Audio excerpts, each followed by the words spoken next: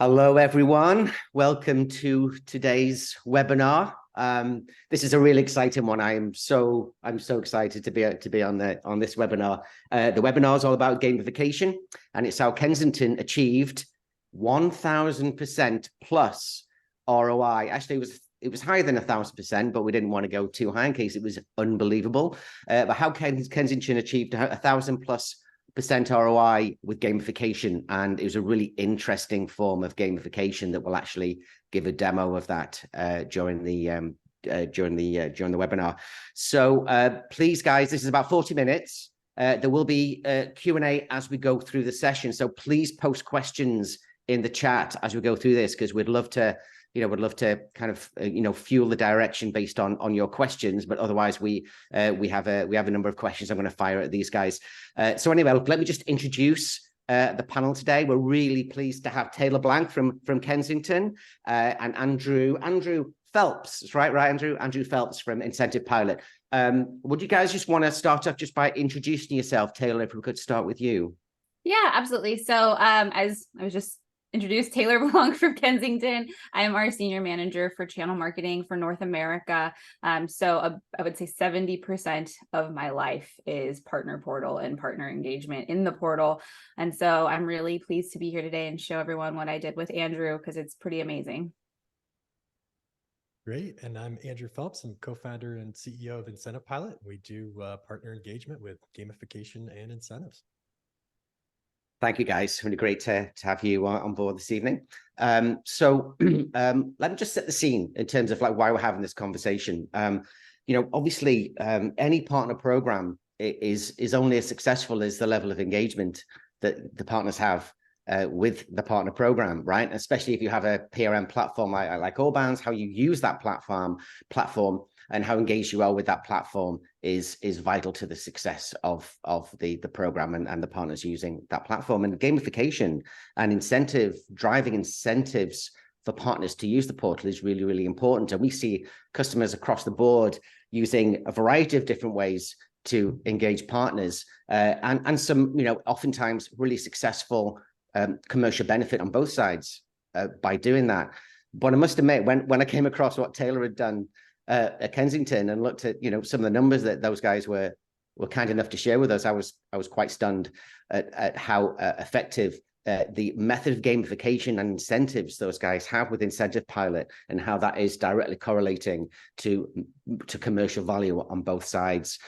So having set that scene, why don't I start, Tayler, with you, and tell me a little bit about Kensington, a little bit about your partner program, and then like what kind of drove you to work with Andrew and his team? Yeah, absolutely. So I think most everybody was in this situation where COVID happened and we couldn't actually go and see our partners in person anymore. And that's how we ended up with Allbound and putting a partner portal together, because we were like, we can't go on the floor anymore and see all these partners. We have to have a way to engage with them. So it was going great. It was going well. And then hybrid working happened, but not all of our partners were going back. And we were like, oh my gosh, we're still having the same problem. It's just a new problem, because our partners, some of them are in the office, some of them are not, but we're still having that problem of how do we get them involved and how do we incentivize them to work with us? Because we know that partners want to feel like they're winning when they're working with us. So we were going down this journey of, okay, what's that next step of our partner portal? We were introduced to Andrew and saw what he did, and we were like, this is really cool. We can actually do games with our partners and make it a little bit more fun. And in our channel specifically, some of our partners have thousands of vendors that they're working with daily, and we have to get above that noise. So we have to do stuff that's just a little bit crazy or off brand. And so that's where Andrew really helped us, because they're fun games. They're safe for work games, but they are fun. And then our partners are excited about them. We've had a lot of different trial and error with them, just because we've been working with Andrew now for a year and a half, I think. So we every quarter we do a different game. So we have a lot of learnings from doing those different games with Andrew. Awesome. So we can talk for a while about the benefits, and we will do, but I'm thinking maybe we actually just have a quick look at what these games look like. Andrew, do you want to just walk us through like what are you guys doing? What are Incentive Pilot doing? And then maybe jump into just show us what these games look like. We're curious. Yeah, absolutely. So I'll share my screen in just a moment, but I think usually when people hear about gamification in the enterprise or partner portal world, they think about points, badges, and leaderboards, the things you earn for doing certain things. And those things have their place, but oftentimes they don't meet a threshold to make something interesting or compelling enough for someone to take action. And it's really about understanding that gamification is about making something fun, and you can't really fake making something fun. It has to be actually fun. And so I think about, if I got awarded points for how many pieces of laundry I folded, would that really make me want to fold more laundry? No, right? But I'm sure we could invent a game that would make laundry more fun. It's just going to require more elements. Maybe if I fold more laundry, I get to, throw a water balloon at my wife or something. I don't know, but that sort of thing could make it more fun. The point is that you need more layers of interest to get things really interesting. So what I'm going to share on my screen here is the very first program we ran with Kensington. And here we're looking at an all-bound portal, and our poker partner activation is up here at the top. Everything is very simple and straightforward because you only have a few seconds to get a busy partner's attention. So it says play poker, earn rewards, win up to $250. So I'm going to hit learn more. That takes us to an informational page. Again, the instructions are stupid simple and very easy to get through. Complete sales and training activities. Earn a card for each activity you complete. Each card increases your chances of creating a winning poker hand, and the player with the best hand will win a $250 gift card. Click play poker to earn your first card. So I'm going to hit play poker. That's going to open up Incentive Pilot's poker game instantly. It's going to instantly sign on the all-bound user. They have no idea that there's any authentication going on. And then I've earned my first card for registering. I'm also guided through the whole experience with these little helpful hints. So you've earned your first card, click on the card to add it to your hand. I'm going to click on that card and whoa, it's an ace. So complete another activity to add another card to your hand. And in this poker example, you can see there's 4 more activities. I can complete a learning track. I can sell $500 worth of accessories. I can do an account mapping call with my Kensington account manager, or I can post on social media. And the activities are fully integrated with the other tools Kensington's using. So for example, if I click on this learning track, that's going to open up the all-bound portal once again to the learning center and the qualified trainings. If I take them, we're going to get that data from all-bound, and I'll be automatically dealt this card. So I get the reward, the instant gratification from completing a training. Can also see the activities listed here, what I've completed, what I need to do, and then I can check out the leaderboard. So in this example, I've moved up to 4th place, and I'm encouraged to keep doing activities to continue throughout the experience. And what we found is that making simple games like this make something genuinely fun so people come and check it out. But the real power of this stuff is the touch points you get with your users. So looking at our poker game here, and we have Tayler's testimonial here on the poker page. You get a player into the game, they do some activities, and then each week they either receive a card because they've done something like the training that takes them back into the system, gets you another touch point with the activities you want them to complete, or they get a reminder. And these are personalized reminders that say, hey, you're in this place on the leaderboard, or don't miss out, it's not too late. And so you can get these repeat touch points with users over the course of the campaign. And what we found is that those repeat touch points, that critical number of touch points with partners, is really the determining factor of a successful campaign. So the games are fun, but they're just a tool to get those touch points. If you can achieve those touch points doing anything else, you're probably going to get similar results. I'll take just one more minute to share some of our other games. We have a mystery game called Who Done It. So instead of earning poker cards, you earn clues clues in a mystery, like the game Clue or Cluedo for those in the UK. And then we also have old style video games. So we have Space Invasion, and instead of earning a card or a clue in the game, you earn playtime in the game for each activity you complete. That playtime lets you rack up a higher score, and then you can award partners based on the the leaderboard of the game itself. So again, it's just about applying layers of interest to make something more compelling or compelling enough. And to Taylor's point about standing out from the crowd, it's really about putting yourself in the shoes of your partner. You're busy, you're working on a bunch of stuff, you're in and out of portals and systems all day. And if you can take 30 seconds to play Flappy Bird after you complete one of the trainings, then you're just getting a little bit of a break, and it's certainly more interesting than another partner's program, especially when you're trying to get that mind share. I never thought I'd see Snackman on an all-bound portal there, Andrew. That's really interesting to see. And so I guess is that what you guys do with Incentive Pilot? You create these kind of incentive-based games for partner engagement. Is that what the business does? Yep, that's what we're focused because we actually got our start when we were running a UX studio. We were hired to build a couple partner enablement apps for a Fortune 100 company. And we found out that it was the most successful campaign they'd ever run. And we kind of got a peek behind the curtain of how complicated it was to run these programs at scale. And so that's when we knew there was an opportunity to, one, solve the logistical issues of running these programs at scale, but also try some new things to really drive engagement and really productize user experience and marketing best practices into something that can get these repeatable results. Very cool. Very cool. Tayler, how have you found the adding on this gamification component to the platform? How have you found it from an engagement perspective? So I'm very proud of these numbers, but we have about 5,000 partners registered for our portal today, partner users registered for our partner today. We have about 60% of them regularly coming in, which is, anyone who's been doing partner portals long enough knows that's a really good engagement rate. But I really believe that these games are a driving factor to that engagement.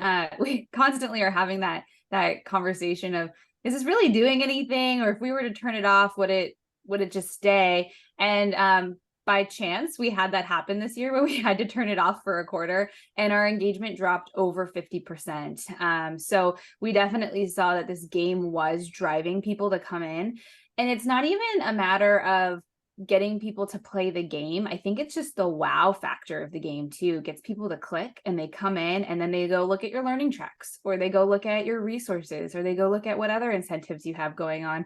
So these games give us that, hey, win $500, and everyone's like, I want to win $500. They click that button, they go into your portal, because that's one of the things that we saw in our first poker game was that our partner portal engagement went up significantly, but we didn't have that many people register. I mean, we had, I think, 150, 200 people register for the game, but we saw way more than that coming into our portal and engaging with our portal. So some people, yeah, they're not going to want to do the game, and that's fine. I save budget that way, but they're coming into the portal and we're still getting what we want at the end of the day. Interesting. And are you able on the portal, Tayler, to correlate that behavior with any kind of I don't know, like deals registered or any kind of commercial KPI? Can you match the two? Yeah, so in our partner portal instance, the only way for partners to get special pricing is through our partner portal. They can't get it any other way. So that's already a big driver into our partner portal. The games we play, as Andrew showed everyone, you can do about 4 to 5 activities. One of those activities for us is always registering an opportunity for special pricing. And so our best performing game was in Q1 of this year. It was a poker game, and we saw millions of dollars registered, and 68% of those were closed won by the end of June. So when we look at that, it is driving people to come in and give us, if maybe they were already going to do the deal, but now we have line of sight into the deal too, which is really key to us, because then we can see who are those end users, how do we engage with those end users to keep those deals coming. I think it's really interesting as well that not only, so first of all, those numbers are unbelievable, right? So that's where we're getting these high numbers of ROI from, that it's a slam dunk in terms of investment. But I think also, do you get any insights in terms of what are the steps required for a partner to engage with you that lead to mutual value for the two of you? They have to, they typically perform these actions, and you're actually learning from that. I feel like we've learned a lot this year. We've done a few different games with Andrew. We did the whodunit game that he showed you guys, like the Clue version, and we did the poker game. We're doing a whole new game this quarter based on our learnings. So we, as a company, we try to do surveys with our partners, I would say every quarter, maybe once every other quarter, just to tap in, see how it's going. How is our engagement going? And we learned back in June that our partners, I think it was like 30% of them have 21 or more partner portals that they're engaging with, which is just insane.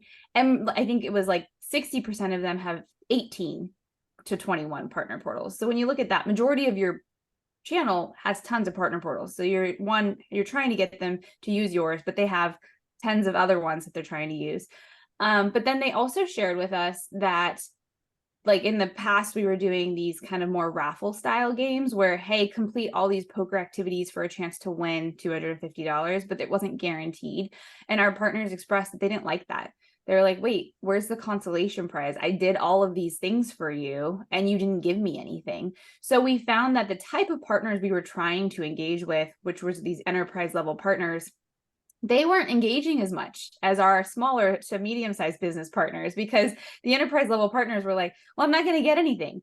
So this quarter we did it where every step they get something, no matter, like, there's no raffle element anymore. It's just do this, get this, do this, get this. And we're finding our enterprise level partners love it. And then the small to medium-sized partners like it too, because they are guaranteed something before it was just a raffle. So that's something that we're doing moving forward, is we're going to have it so that everyone who's engaging is winning.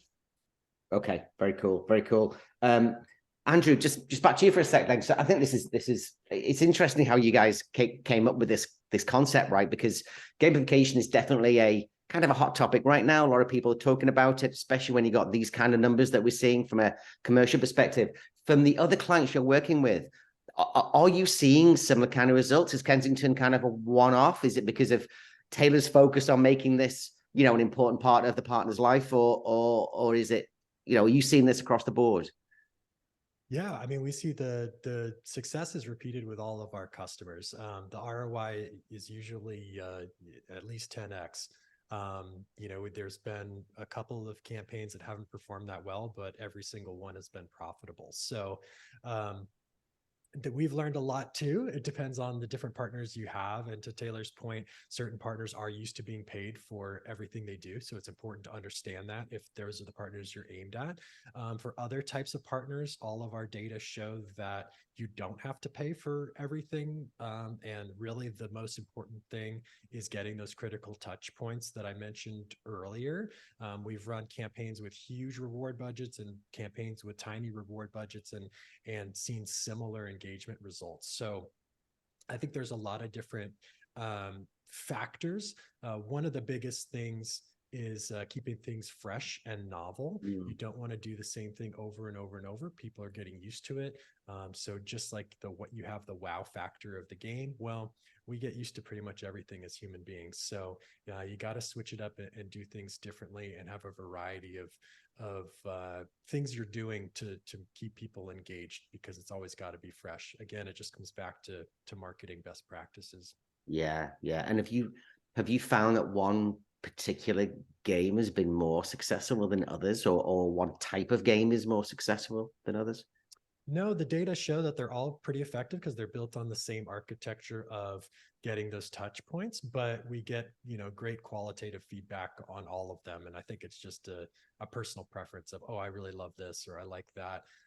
One of the things I never thought we'd see was we got feedback that people were playing the Space Invasion and Snack Game games with their kids, and they were excited because they earned the playtime and then they could do it with their kids. And, you know, I never thought that in the enterprise tech channel, I would actually be helping people with their home lives. And so I got a huge kick out of that. Seriously, man, wait until you're building Minecraft and Roblox into it as well. And you're going to go crazy, right? So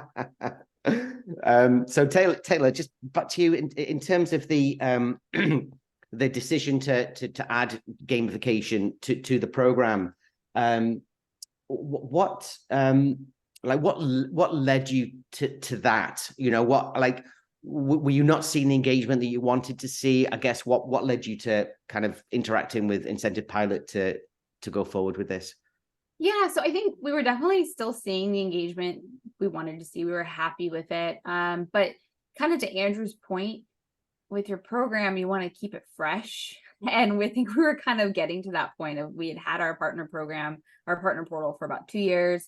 It was doing well, but we were like, what's that next step for our program? And we were very used to going to our enterprise resellers, going on the floor with them, taking them out for happy hours, doing outings with them, and we couldn't do that anymore. So it's like, okay, well, how do we keep them engaged with us and still have that idea that, oh, Kensington's fun. Kensington's that fun brand that I want to engage with. Because that's the thing too, is we've found people like brands that are fun to engage with and helpful and provide all these things for them. And that's what our partner portal has done for our channel. It really helps our channel partners because we're a small team and we need to scale. So that's where Incentive Pilot has really helped too. And it's helped drive new messages to our partners too. So like the one Andrew showed up on as an example around Pro VC, that was a new product line for us about 2 years ago, and we needed our channel to know about it. So this game helped us educate our channel partners on that new initiative. And that's what I think is really cool about Andrew's programs is like the partner portal has everything under the sun that you want your partners to know, but then Andrew's game can really drive into exactly what you want your partner to learn during that time period. One of the things that you asked Andrew though was like, do all the games work equally? And in our instance, they did not. They all worked, as Andrew said, they all worked, but poker worked for our channel much better than whodunit. And I think it was the speed that we did it at.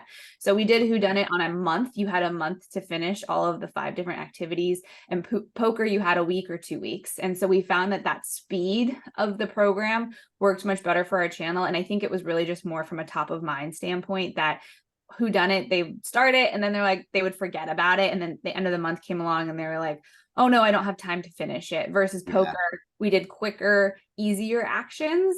The prizes were less, but we found that it was just much quicker for us. So like with that, we ran poker in Q1 and we saw over 500 learning tracks completed by the people participating in the game. And that's I think, massive.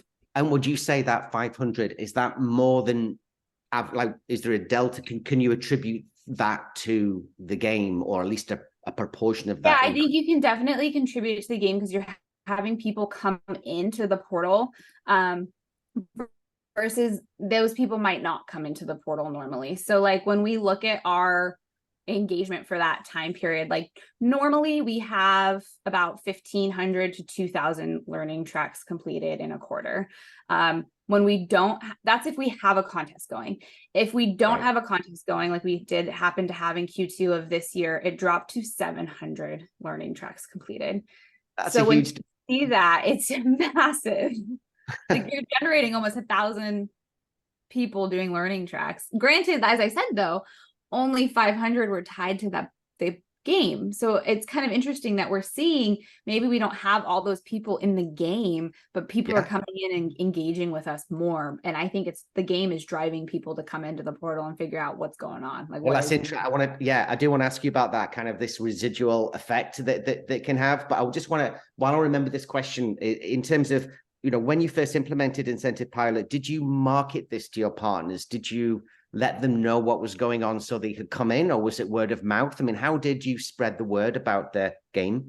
Yeah, so we sent a lot of emails. One of our biggest tactics with partner engagement is email signature banners.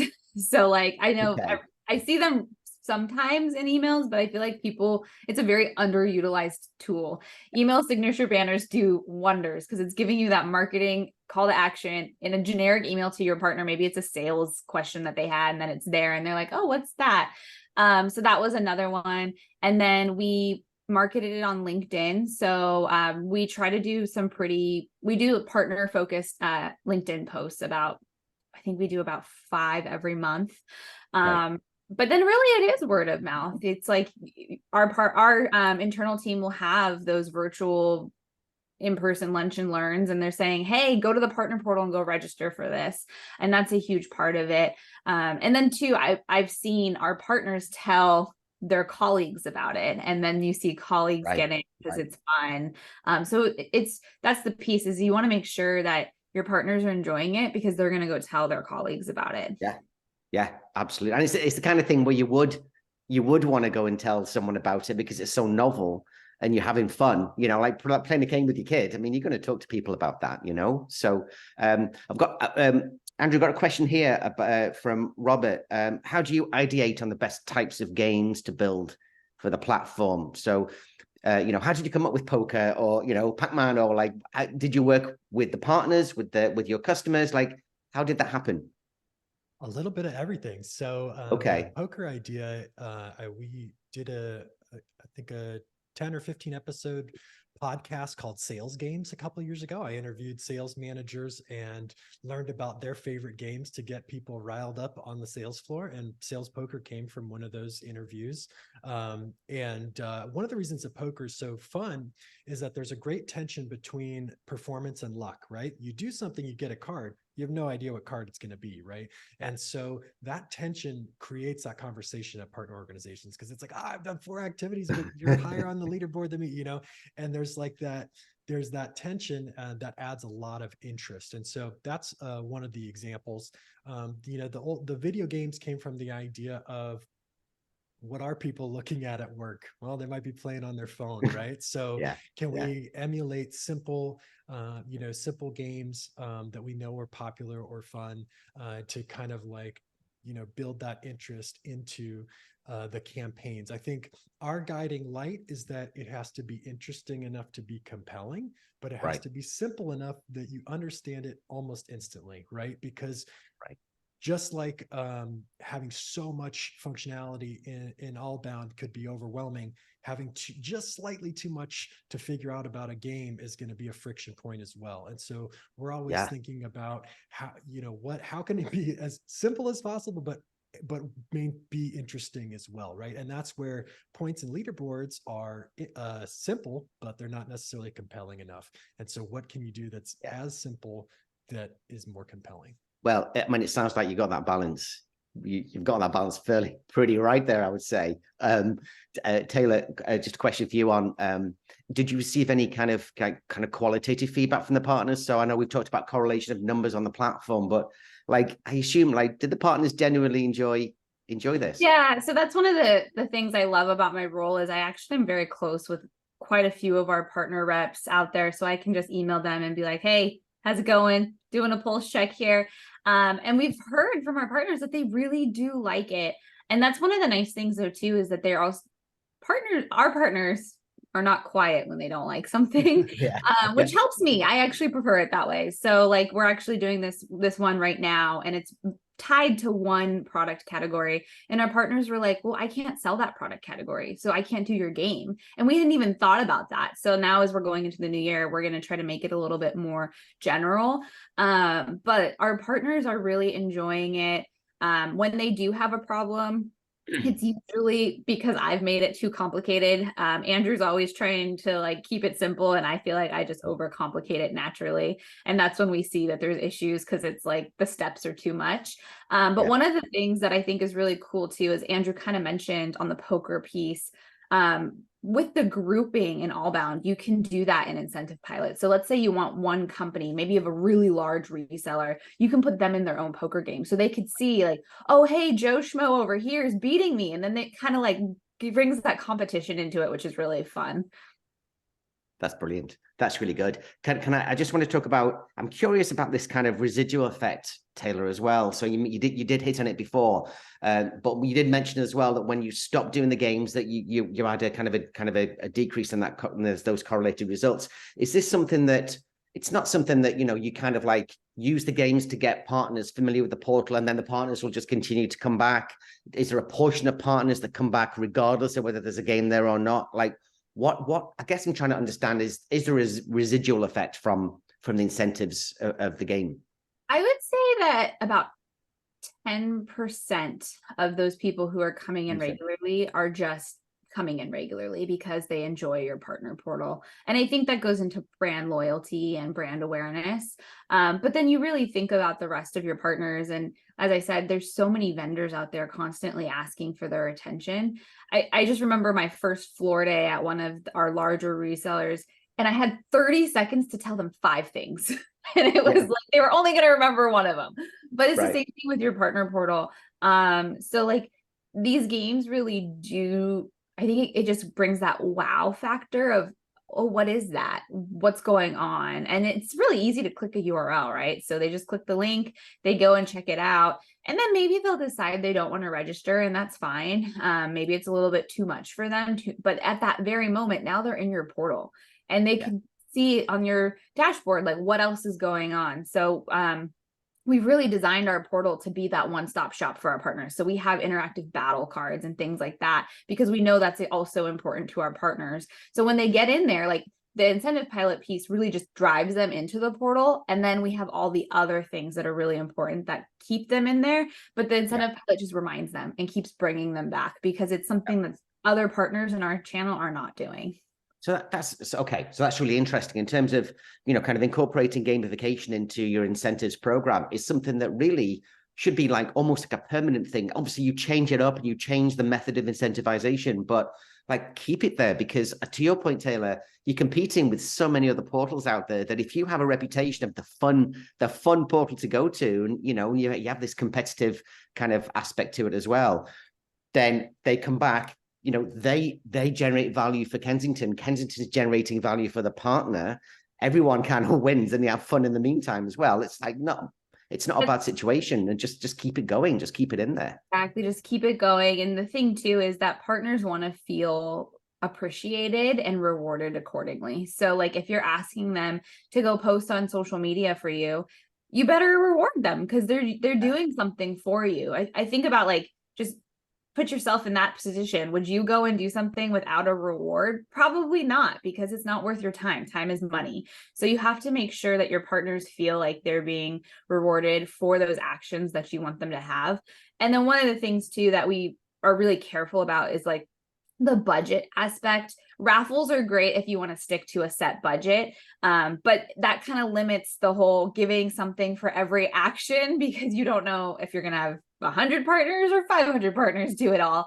And so that's where I try to tie everything to sales, so that if you do go over your projected budget, it means you had a really good quarter, and your leadership team's probably going to be like, that's awesome. So that's another thing to keep in mind as these things are being developed, is like, make sure that there are some fail safes that if you do end up going over your budget, it's because you had a really good quarter. It's funny, like, so in terms of going back to actual sales there, Tayler, that is a good segue into a question that we have from Katerina, who's asking, have you attributed not just registered deals, but have you followed that back to actual closed revenue that you could attribute to gamification? So every quarter I look at the end of the quarter, okay, what was closed? And I check back 6 months later, because we all know sometimes deals take a little bit longer. And I would say whatever is registered, I think I just looked at it. So we had 68% won on our best performing game in Q1. And then normally it is over 50% won. And then that's the other thing is too, when we first launched this with Andrew, we were doing all registered deals. And now we're actually doing revenue. So like the one we're doing right now, we have a thing in there like, hey, if you sell $1,000 of this product, you get a spin in our partner portal for a chance to win anywhere from $50 to $500. And so that's actually showing us what's closed versus what's registered, because we all know registered deals are not all that's closing. And so that's been really nice for our partners, because it's essentially a spiff. It's a fancy spiff at the end of the day, and our partners are really enjoying it. And have you seen positive ROI, Tayler, from doing that from a closed revenue perspective? Yes, absolutely. And I think the other thing it goes into is that we're now engaging with partners who we might have not engaged with before. Because we've always done these really large things like sell $10,000, but that leaves out a really large amount of our partners. So by bringing that threshold to $1,000, we're engaging with partners who might not be doing those really large deals, but they're doing lots of little deals. And we've seen that we have an uptick in different partners engaging with us right now, which is, it goes back to like, you don't want the same 10% that you're engaging with. You want to engage with new partners. So that like is why it's so important to continue to like survey your partners, try new things. And I mean, just in marketing in general, if you don't try it, you don't know if it's going to be successful or fail. Yeah. I mean, I kind of call it like, so, you know, you've got the long tail and you find these like hidden gems in the long tail that respond to things like this. And you think, you know what, I had them down the bottom of the long tail, but actually these are a really important partner to us. They've got huge potential. So, and you just need something like this to identify that for them to kind of latch onto. It's figuring out what behaviors you care about and then incentivize. So like one of the other ones was sharing on social media. We looped that into our contest with Andrew, and we had hundreds of posts on LinkedIn from our partners, whereas previously they never shared our posts. So now we have just even more awareness downstream to our end user community. So it's like, you think about, okay, what are those key behaviors? It's maybe doing a learning track. It's posting on social media. It's selling, of course. It's registering a bid so you get end user information. But if you can identify what those really key behaviors and actions are, you can use Andrew's programs to then make sure they actually happen. Absolutely can. Geez, I didn't even realize that. Yeah. The one thing I'll add there, because you're spot on, Pete, is that to have a variety of difficulty in the activities. So you have easy ones, medium ones, and hard ones. And then you're going to see partners in your long tail do things you never thought they would do. And, you know, we've even seen it with other customers where they've identified partners that should be managed now, right? Because they got all these people that were self-service doing stuff that, you know, warranted some real attention and investment. And so casting that wide net with a variety of things, you can learn a lot, and you can, you know, figure out how to invest in new existing partners or partners that haven't been active in new ways. Yeah. And it's, and you know, it's almost delightful when you find that, you know, a partner that hasn't really been that active becoming activated by something like this, and realizing that, wow, like we were kind of neglecting this partner through no fault of our own, but we just hadn't found what the right behaviors were for that partner. So one more question each, guys, and then, believe it or not, we're actually going to be close to time. So, which is blowing me away because it's just the time's flown here. Andrew, what's next? What's the big game you're working on right now? We got 2 new games coming out early next year. One is like if you remember the electronic game Simon, you know, you have to remember the tones and plays. That's going to be a fun, addictive one. And then we have sort of a tower builder where you have layers of tower that come across your screen. You have to click and try to get them perfectly lined up. And if you don't, you know, whatever piece is hanging over the edge falls off. So it's going to be some beautiful graphics and stuff. Those are the next fun ones. That sounds cool. And do you have like recordings of these like demos on your website that people can take a look at? Because they'll be on the website in just a couple of weeks, but yes, everything is designed and ready to go. Fantastic. Tayler, are you sticking with poker? Are you looking at something else? If you had any feedback from the partners saying, can we have this game? Like what's next for you guys? We love poker. I would recommend it to everybody to try out because it really was very successful for us. But we've been doing this spin and win campaign. We're against Andrew's recommendation. We're running it for more than 1 quarter, but more because we really focused on one product category, as I mentioned, for this quarter. And a lot of our partners, the feedback they gave us was, I can't do it. I can't sell this category. So we're going to be doing it into next year and changing those activities. So I mentioned like figuring out what those actions are. So one of the things that we want our partners to do is actually send a sample to their customers so that they can try products. So we're just trying to figure out, you know, what are those actions that we've seen over this year that are really important to us, and then put that into the spin and win campaign. And again, make sure that they're getting something every step of the way is really key, but it's hard to do that when you're trying to stick to a budget too. So it's like, okay, let's figure out what we're going to do here. Awesome. Guys, is there any other questions that I haven't asked that you want to get across on the webinar today? I don't think so. There's so many little things that, I mean, we could talk about forever. I'm sure there's things that we covered a lot of ground. Well, look, guys, I like this has been great. I think I hope the folks on the line have learned a little bit about the options for some really interesting options for gamification here. And obviously, their commercials are there for you to see. If you need any more information, I think Tayler, Andrew, you guys are okay to chat to folks if they have any questions, if they're considering doing that. I know, Andrew, you have stuff on the website people can check out. So Tayler, Andrew, thank you so much for the webinar today. Really insightful. And just keep posting those ROI numbers, Tayler. Keep doing it. Can I Thank just you, answer guys. one question really quickly that I just saw? Yeah. I'm so Yeah, sorry. sure. Matthew, you asked about customizing. Andrew's team can definitely customize. We customized Who Done It. It was my favorite game because of the customization. You can go crazy. Sorry. Really so Taylor, you can have your head on the Flappy Bird or something like that. Is that exactly. It was really fun. It was a fun thing for our team to do. So brilliant. All right, guys. Take care. Have a good day. See you folks. Thank you. Bye everyone.